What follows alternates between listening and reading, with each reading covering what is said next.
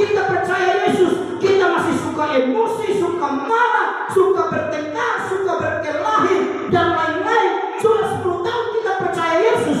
Tema yang berjudul iman yang dimurnikan oleh api. Ya. Iman yang diuji oleh api. Dan karena itu saya ajak kita untuk buka Alkitab kita di dalam Mazmur pasal yang ke-26 ayat yang kedua. Kita akan baca ayat ini bersama-sama yang akan mengantar kita dalam khotbah hari ini. Mari kita bangkit berdiri, lalu sudah ada di layar juga. Saya hitung sampai 3, kita akan baca bersamaan. 1, 2, 3. Ujilah aku ya Tuhan, dan cobalah aku, selidikilah batinku dan hatiku. Sekali lagi, 1, 2, 3. Ujilah aku ya Tuhan, dan cobalah aku, selidikilah batinku dan hatiku. Silakan duduk. Bapak Ibu saudara-saudara yang diberkati Tuhan Yesus Kristus. Kalau kita baca ayat ini, saudara, ini adalah sebuah doa yang dinaikkan oleh Daud kepada Tuhan. Dan saudara, menurut saya ini adalah doa yang paling ekstrim, doa yang paling aneh di muka bumi ini. Kenapa saya bilang ini doa yang paling ekstrim, ini doa yang paling aneh? Karena biasanya saudara, kalau kita berdoa, apa yang kita minta? Tuhan berkati hidup saya, betul ya? Tuhan berkati anak-anak saya, Tuhan berkati pekerjaan saya, Tuhan berkati pendidikan saya, Tuhan berikan saya umur panjang, apalagi Tuhan jauhkanlah kami dari ujian pencobaan. Betul tak saudara ya? Kalau kita berdoa, yang kita minta adalah supaya jangan ada ujian, jangan ada pencobaan, jangan ada hal-hal yang tidak baik menimpa kita. Yang selalu kita doakan adalah kita selalu minta berkat, Bapak Ibu saudara-saudara. Dan jangan ada orang yang duduk atau berlutut dan berdoa lalu dia minta, Tuhan, sudah lama saya tidak diuji, kalau bisa Tuhan uji saya. Ada yang pernah berdoa begitu saudara-saudara? Ya, Tuhan, sudah lama saya rasa-rasanya saya tidak pernah diuji, saya tidak pernah dapat persoalan, saya tidak pernah dapat pencobaan. Tuhan, rasanya sudah lama, kalau bisa Tuhan uji saya. Mungkin saudara bilang begini, Pak Pendeta, ujian itu tidak perlu diminta, dia pasti datang sendiri. Betul tidak saudara? Dia datang bukan datang sendiri lagi, dia ajak dan kawan-kawan semua. Bagaimana kita mau doa minta ujian sementara tidak minta saja dia datang, dan bukan datang sendiri, tapi dia datang dengan teman-temannya. Kekurangan datang, sakit datang, ya. Tidak perlu minta sakit, sudah datang sendiri. Tadi saya lihat Mama Ida pegang-pegang lutut. Saya bilang, Mama Ida, ini kenapa? Mama Ida bilang, sakit sekali. Saya lihat, semakin tua semakin begitu. Itu tandanya bahwa Mama Ida sudah tua, saya bilang begitu. Ya. Datang sendiri, Bapak Ibu saudara-saudara. Kita tidak perlu minta, masalah akan datang sendiri. Kita tidak perlu minta, persoalan datang sendiri. Kita tidak perlu minta, ujian itu biasanya datang sendiri. Makanya saya bilang, ini doa yang paling aneh, ini doa yang paling ekstrim. Kenapa saudara-saudara? Karena biasanya kita berdoa minta berkat, kita berdoa supaya Tuhan jauhkan dari ujian, kita berdoa supaya Tuhan jauhkan dari masalah. Tapi hari ini Bapak Ibu saudara, ketika kita baca ayat ini, justru Daud berdoa dan dia minta, Tuhan ujilah saya. Bahkan kadang-kadang kita nyanyi saudara, tapi kita tidak sadar bahwa itu doa kita. Ujilah aku Tuhan. Sudah menyanyi ujilah aku, persoalan datang kita marah-marah. Padahal kita sendiri yang minta, ujilah aku Tuhan. Saudara-saudara yang saya kasih dalam Tuhan Yesus Kristus. Nah, kenapa saudara-saudara sampai doanya Daud ini dia minta diuji? Saudara-saudara, kalau kita bicara tentang ujian sesuai dengan tema kita hari ini, bahwa iman yang diuji, iman yang dimurnikan oleh api, saudara. Kalau kita bicara tentang ujian, saudara, sebenarnya kenapa kita perlu diuji? Kenapa Daud sampai dia berdoa dan minta Tuhan uji dia, Tuhan selidiki hati dan batinnya, saudara? Karena memang ujian itu penting dalam kehidupan kita. Amin, saudara-saudara. Ujian itu penting. Saudara-saudara, biasanya orang kalau bicara tentang ujian, ilustrasi yang sering dipakai itu adalah di sekolah. Saudara tidak akan bisa masuk SMP kalau saudara tidak melewati ujian. Saudara tidak akan bisa naik kelas kalau saudara tidak melewati ujian. Saudara mau sekolah, ya rajin sekolah tiap hari pun pas semester saudara tidak hadir, semua ujian saudara tidak mau ikut, saudara akan tetap kelas 1. Betul tidak saudara?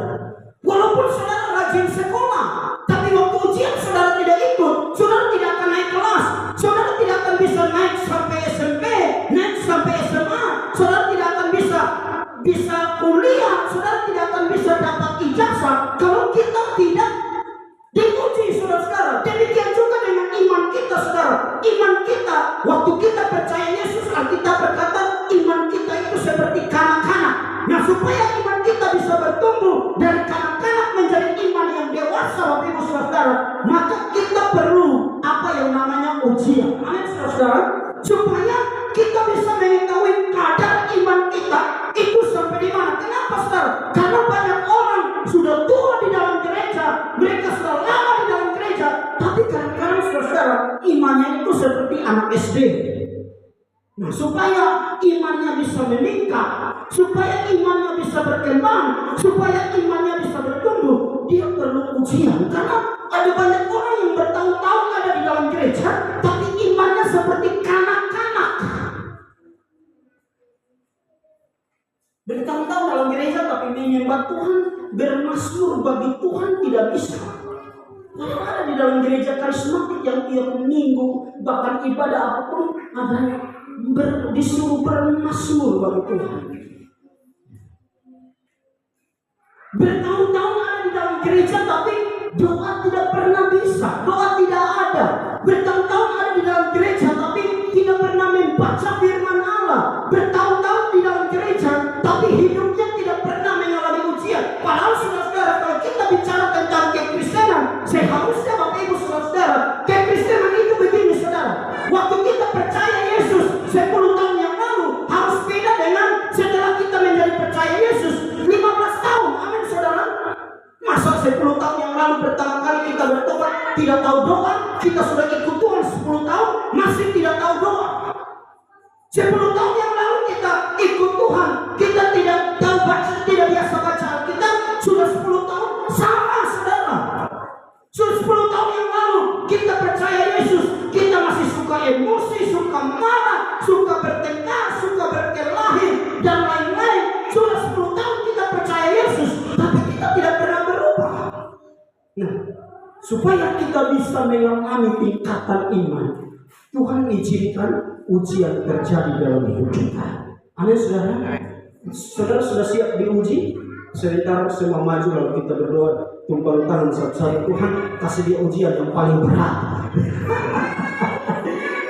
Nah saudara-saudara yang saya kasih dalam Tuhan Yesus Kristus, hari ini saya mau bicara beberapa hal kepada kita. Mengapa sampai iman kita itu perlu diuji? Bagian pertama yang saya mau sampaikan kepada kita hari ini adalah supaya iman kita itu menjadi murni. Kita harus melewati ujian iman saudara-saudara. Kita harus melewati apa yang disebut dengan ujian iman dengan tujuan saudara supaya iman kita itu menjadi murni. Ayub pasal 23 ayat 10. Coba saudara buka Ayub pasal 23 ayat 10. Ayub 23 ayat 10. Firman Allah bilang begini, karena ia tahu jalan hidupku, seandainya ia menguji aku akan timbul seperti apa saudara? Timbul seperti apa? Mas. Saudara tahu, Ayub berkata bilang begini, karena Tuhan tahu jalan hidupku, Tuhan tahu seluruh hidup kita, Tuhan tahu kekurangan kita saudara, Tuhan tahu kelemahan kita, Tuhan tahu siapa kita. Tetapi dia perlu menguji kita. Menurut catatan Ayub, dia bilang Tuhan harus menguji kita supaya apa?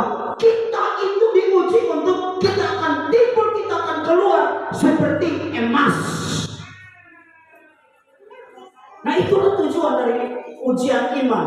Kita perlu iman kita perlu dimurnikan, diuji, dibakar dengan api, supaya Ayub bilang, saya timbul seperti emas.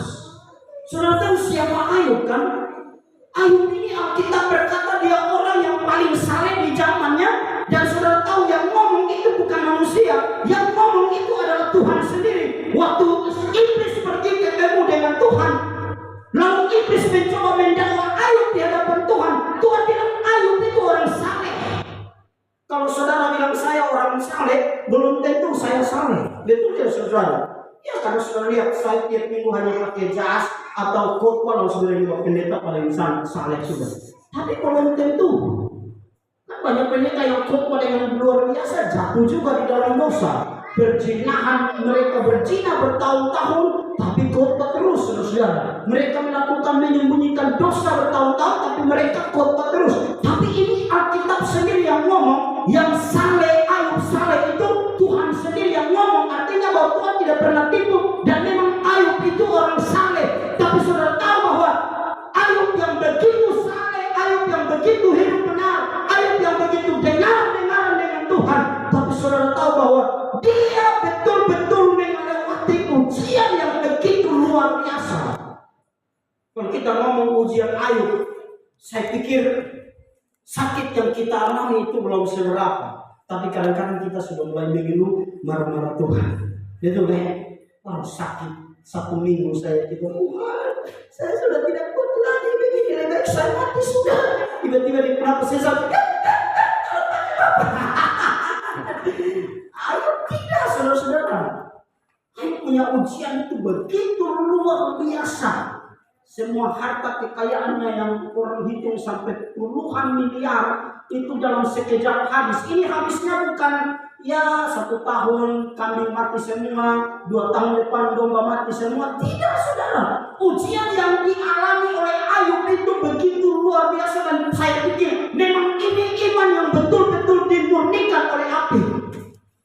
Penjaga satu datang, Ayub, kami sementara gembalakan kambing domba, tiba-tiba orang datang ambil semua. Dia belum selesai bicara, Alkitab berkata, bukan jeda 1 bulan, belum selesai bicara satu datang lagi datang, Ayub tuntas semua habis. Belum selesai bicara satu lagi datang, Ayub sapi kambing sapi semua habis. Belum selesai bicara, tiba-tiba satu lagi datang tuh Ayub.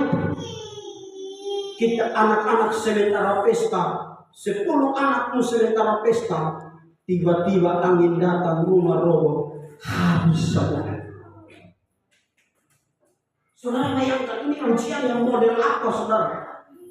Saya berteman dengan ada satu ibu di Facebook, anaknya kira-kira mati 5 tahun yang lalu, tentara saudara. Sampai hari ini dia masih kasih naik itu anak punya foto terus yang tentara itu, dia kasih naik terus di Facebook sampai dia ngomong terus, pokoknya sepertinya menyalahkan Tuhan. Kadang-kadang kakak seandainya kakak ada di sini, itu 1 anak saja saudara. Tapi ini yang kita berkata dalam sekejap waktu semua habis saudara. Harta habis, kekayaan habis, dalam sekejap 10 anak habis. Saudara, saya mau bilang begini kepada kita bahwa saya yakin bahwa kita semua ini cinta Tuhan. Amin saudara. Amin.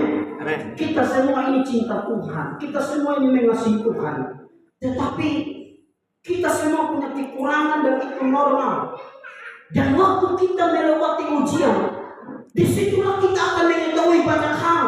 Lalu disitulah kita akan bertindak hati-hati, kita akan melangkah dengan hati-hati.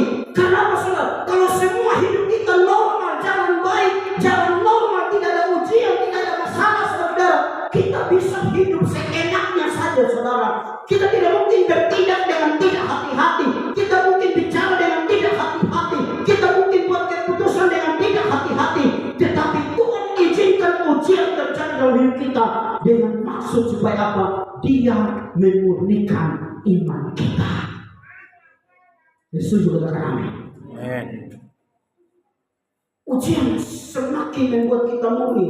Makanya saudara dalam pasal 42 ayatnya yang ke-45, ayat yang ke-5. Coba pasal 42 ayatnya yang ke-5. Setelah Ayub melewati begitu banyak ujian, hartanya habis, kekayaannya habis, anak-anaknya habis, teman-temannya meninggalkan dia, istrinya juga sudah tidak mendukung dia. Saudara, terakhir setelah dia melewati semua ujian itu, dia bilang begini, hanya dari kata orang saja aku mendengar tentang engkau, tetapi sekarang mataku sendiri memandang engkau. Beri tepuk tangan bagi Tuhan Yesus. Ujian itu membuat dia menjadi murni, saudara. Dia bilang hanya dari kata orang dulu saya dengar tentang engkau, tapi sekarang setelah saya melewati ujian, setelah saya dimurnikan, dia bilang sekarang mataku sendiri memandang kepada engkau. Nah, karena itu saudara, memang kita harus sadar bahwa kadang-kadang Tuhan perlu izinkan ujian, masalah, persoalan untuk menguji kita dengan tujuan saudara-saudara supaya kita ini semakin murni. Kadang-kadang kita datang gereja juga, saudara, ada banyak orang yang kadang-kadang datang gereja juga itu tidak dengan murni dia mau datang menyembah Tuhan. Ada yang melayani juga, kadang-kadang pelayanan itu tidak murni dia mau melayani Tuhan. Ada yang berdoa juga, kadang-kadang tidak murni dia berdoa untuk dia mau berkomunikasi dengan Tuhan. Ya. Ada yang berkorban pun kadang-kadang korban yang mereka berikan itu kadang-kadang tidak murni. Saya kemarin KKR 2 hari di Penang, saudara. Tiba-tiba saya juga tidak pernah kontak siapa-siapa. Ada orang telepon, Pak Pendeta, saya dengar ada KKR. Iya. Oh iya, dia mulai tanya karena dia tanya bilang, Pak Mer, tiket suara saya belum ada, Pak. Oh iya. Ini pendeta tidak usah beli, nanti saya yang beli. Tipulah. Saya tunggu Pak Mer semua minta tiket karena dia pengen pastikan hari Sabtu sudah ada tiket di tangan, karena hari Minggu dia harus tobat 3 kali. Pak Mer minta tiket, ini tiket belum tahu kirim. Saya pusing, saya mau beli takut dia juga beli. Akhirnya terpaksa saya WA dia, Bapak jadi beli tiket. Soalnya Pak Mersu minta tiket, dia takut hari Sabtu tidak dapat tiket. 5 menit kemudian tiket datang. Puji Tuhan. Saya tidak tahu dia kasih karena murni atau ada apa-apa ya, saya tidak tahu. Tapi saudara, kadang-kadang banyak orang datang gereja itu tidak murni. Makanya kemarin waktu kita KKR itu saya bilang begini, kita harus persiapan yang maksimal. Saudara tahu kita siap semua dengan maksimal di dalam ruangan, di luar ruangan kita siap layar. Saya bilang banyak orang sudah dengar kita punya kegiatan KKR. Saya tidak tahu apakah mereka yang datang ini hanya mau datang foto-foto dengan pamer ataukah mereka mau datang mereka mau datang ini hanya mau lihat pamer ataukah mau ikut rame kah? Saya tidak tahu. Tapi apapun tujuan mereka, saya yakin bahwa kita berdoa supaya ketika mereka datang, mereka berjumpa dengan Tuhan secara pribadi. Amin, saudara. Banyak orang kita tidak tahu apa motivasi mereka ketika mereka melakukan sesuatu. Tapi saudara tahu, itu akan menjadi murni ketika kita melewati berbagai macam ujian. Karena itu saudara-saudara, firman Allah berkata, tadi dia bilang, dulu saya hanya dengar dari kata orang, tapi sekarang mataku sendiri memandang engkau. Saudara-saudara, kalau saudara baca catatan tentang Petrus, 1 Petrus pasal 4 ayat 12 dan ayatnya yang ke-13. 1 Petrus 4 ayat 12 ayat 13. Saudara perhatikan ini, jadi karena Kristus telah menderita penderitaan badani, kamu pun harus juga mempersenjatai dirimu dengan pikiran yang demikian. Ini bukan itu. Ayat 12 kan? Bukan ayat 1. Oke. Saudara-saudara yang kekasih, janganlah kamu heran akan nyala api siksaan yang datang kepadamu sebagai apa, saudara? Ujian itu, saudara. Itu saudara perhatikan, itu dikatakan itu seperti nyala api siksaan. Makanya tema kita ini dibilang iman yang dimurnikan oleh api. Karena ujian itu saudara-saudara, itu diumpamakan sebagai nyala api siksaan yang datang kepadamu sebagai ujian. Seolah-olah ada sesuatu yang luar biasa terjadi atas kamu. Ayat 13. Sebaliknya, kalau ujian itu datang, saudara, apa yang harus kita lakukan? Apa yang kita lakukan? Bersukacitalah sesuai dengan bagian yang kamu dapat dalam penderitaan Kristus, supaya kamu bergembira dan bersukacita pada waktu ia menyatakan kemuliaan. Saudara tahu yang tulis ini siapa? Petrus. Petrus itu pernah diuji dengan begitu luar biasa, bahkan sampai dia gagal, saudara. Kapan dia diuji? Waktu Yesus ditangkap, diseret dan dibawa untuk disalibkan, saudara-saudara. Waktu Yesus diadili, Petrus melewati ujian yang luar biasa. Padahal saudara, kenapa Tuhan uji dia? Saudara tahu, Petrus ini salah satu murid yang paling vokal, salah satu murid yang paling suka tampil. Yesus baru ngomong dia sudah sambung, Yesus baru tanya dia sudah sambung. Murid-murid yang lain kadang-kadang masih ragu-ragu, dia sudah maju, saudara. Waktu Yesus berjalan di atas air, murid-murid yang lain ketakutan dan mereka itu hantu. Dia yang tampil di bilang, guru, kalau memang itu engkau, suruh saya jalan di atas air. Yesus bilang apa? Nanti kamu semua imannya akan goncang. Petrus bilang apa? Mereka ini boleh goncang, saya tidak.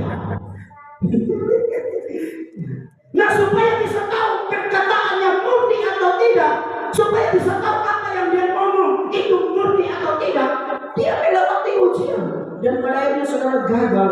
Tapi setelah itu saudara, Alkitab berkata dia dimurnikan.